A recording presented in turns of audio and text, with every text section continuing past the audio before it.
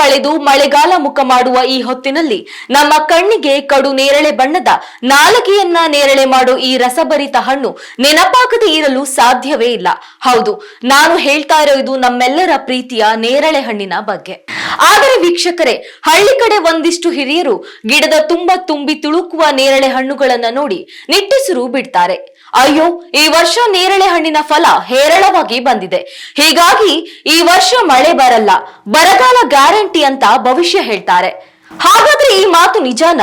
ನೇರಳೆ ಹಣ್ಣು ಜಾಸ್ತಿ ಬಿಟ್ರೆ ನಿಜವಾಗ್ಲೂ ಬರಗಾಲ ಬರತ್ತಾ? ಇದರ ಹಿಂದಿರುವ ಅಸಲಿ ರಹಸ್ಯ ಏನು?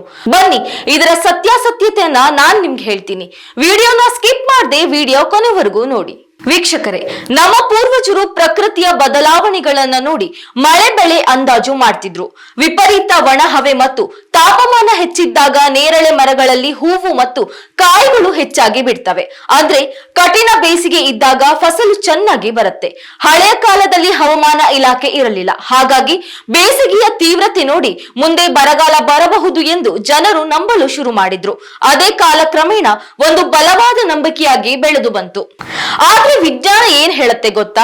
ಗಿಡದಲ್ಲಿ ಫಸಲು ಬರೋದಕ್ಕೂ ಆ ವರ್ಷ ಮುಂಗಾರು ಮಳೆ ಕೈ ಕೊಡೋದಕ್ಕೂ ಯಾವುದೇ ನೇರ ವೈಜ್ಞಾನಿಕ ಸಂಬಂಧವಿಲ್ಲ.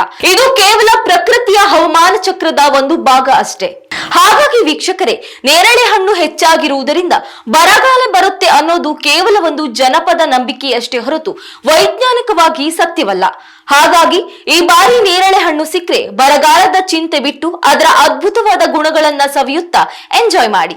ನಿಮ್ಮ ಊರಿನಲ್ಲೂ ಇಂತಹ ನಂಬಿಕೆಗಳು ಇದ್ರೆ ಕಮೆಂಟ್ ಮಾಡಿ ತಿಳಿಸಿ. ಈ ಮಾಹಿತಿ ನಿಮ್ಗೆ ಇಷ್ಟವಾದ್ರೆ ಲೈಕ್ ಮಾಡಿ, ಶೇರ್ ಮಾಡಿ ಮತ್ತು ಇದೇ ರೀತಿಯ ಇಂಟ್ರೆಸ್ಟಿಂಗ್ ಸುದ್ದಿಗಳಿಗಾಗಿ ನಮ್ಮನ್ನ ಫಾಲೋ ಮಾಡಿ. ನ್ಯೂಸ್ ನೆಕ್ಸ್ಟ್, ಇದು ವರ್ತಮಾನದ ಕೈಗನ್ನಡಿ.